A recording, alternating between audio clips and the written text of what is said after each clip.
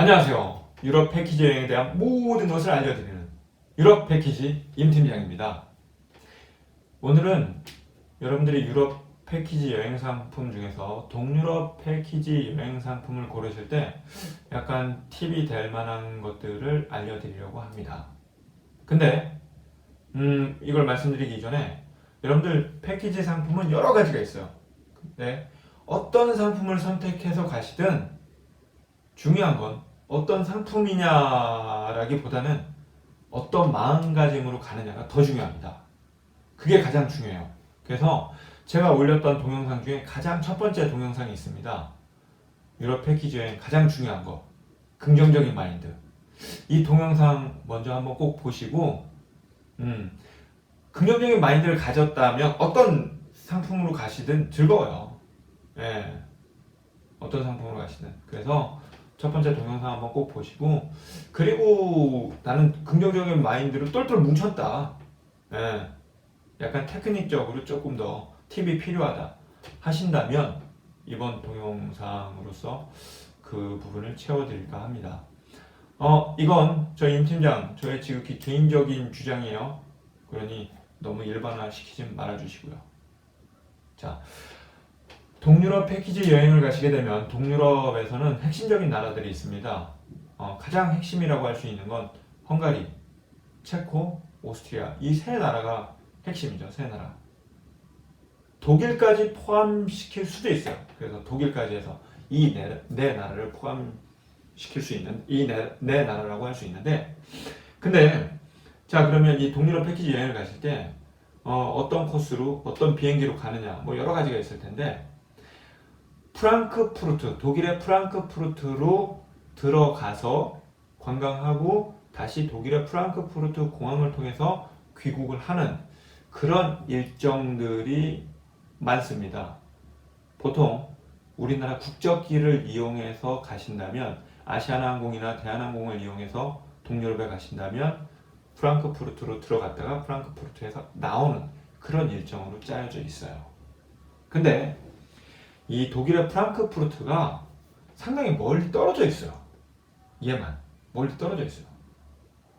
그래서 독일의 프랑크푸르트에서 체코, 오스트리아, 헝가리 이쪽으로 가려면 상당히 좀 멉니다.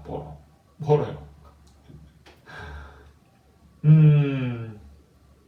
그래서 본인이 동유럽 상품을 고르실 때 독일에 대한 그 독일 여행에 대한 환상, 독일 여행에 대한 그 강한 의지가 있으신 게 아니라면 차라리 국적기 비행기, 즉 프랑크푸르트로 들어갔다 나왔다 이거 말고 다른 나라 외항사 비행기를 이용해 보시는 건 어떨까요?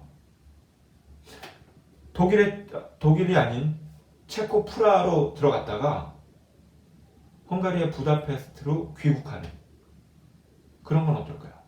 아니면 반대로 헝가리 부다페스트로 들어갔다가 체코의 프라하에서 귀국하는 그런 거 일정으로 하면 어떨까요? 그러니까 독일을 빼버리고 세 나라만 집중해서 여행하면 이 세 나라, 체코, 헝가리, 오스트리아 이 세 나라만 집중해서 여행한다면 좀 더 여유로울 수 있을 것 같아요. 여유로울 수 있을 것 같아요. 그래서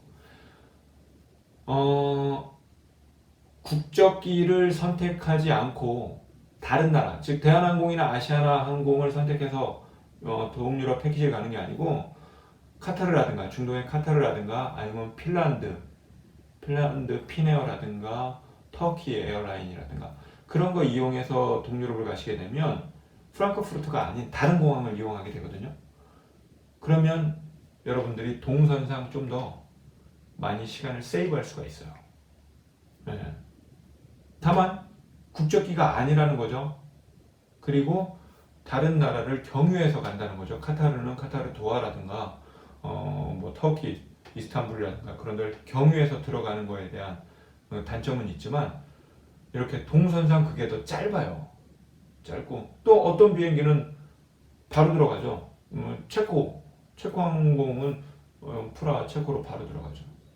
그래서 동유럽 패키지 상품을 고르실 때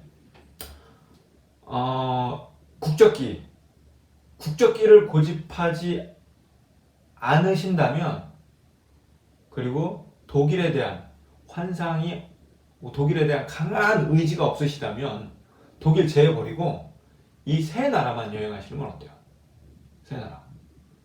그렇다면 외항사를 통해서, 경유하는 비행기를 통해서 한쪽으로 들어갔다가 한쪽으로 아웃하는 그런 코스가 대부분 잘 짜여져 있거든요.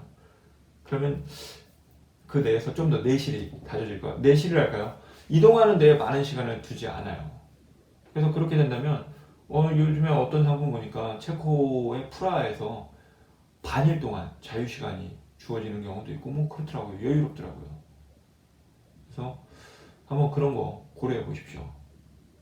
프랑크푸르트로 들어갔다가 나오지 않는 코스는 어떨까?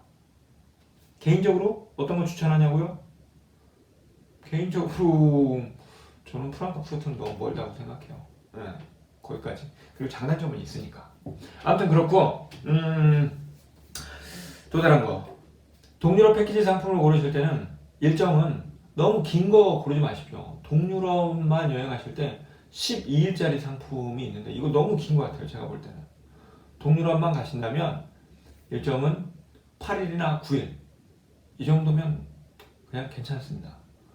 8일이나 9일 정도, 6박 9일이나 6박 8일이나, 그래서 8일 9일 정도 이 기간에 맞추시고, 그리고 동유럽은 한겨울에 가지 않았으면 좋겠어요. 물론 휴가상 자기의 시간상 도저히 한겨울밖에 갈 수 없다면 뭐 어쩔 수 없지만 나는 아무 때나 갈 수 있다, 시기를 선택할 수 있다면 한겨울에는 가지 않는 걸 추천드립니다.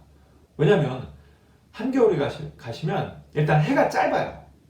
해가 짧아. 유럽은 여름에는 해가 길고요, 겨울에는 해가 짧아요. 특히나 동유럽은 더 그래요. 그래서 4시 되면 해가 져요. 4시 되면.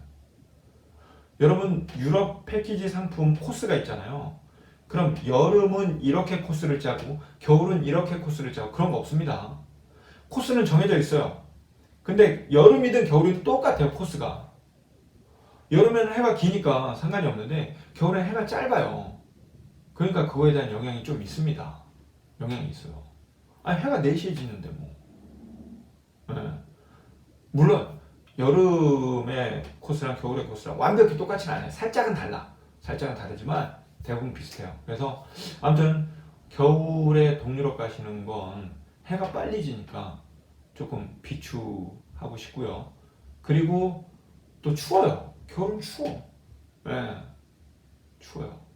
그래서 비추하고 싶고, 뭐 물론 12월 달이나 그때는 크리스마스 마켓을 여니까 소위 말하는 야시장이죠. 그것들이 열리니까 재밌고 막 그래요. 근데 그게 끝나는 뭐 1월이나 2월 이때는 또 춥죠. 어둡죠. 그래서 이런 건 좀 시기를 내가 선택할 수 있다면 겨울에는 가지 않는 걸 추천드리고 싶고요. 아무튼 여태까지 동유럽 패키지 상품을 고르실 때 약간 팁이랄까요? 그런 것들을 말씀드려 봤습니다. 근데 무엇보다 중요한 건 어떤 마음가짐으로 가느냐. 그게 가장 중요합니다. 자, 다음에 뵙겠습니다. 안녕!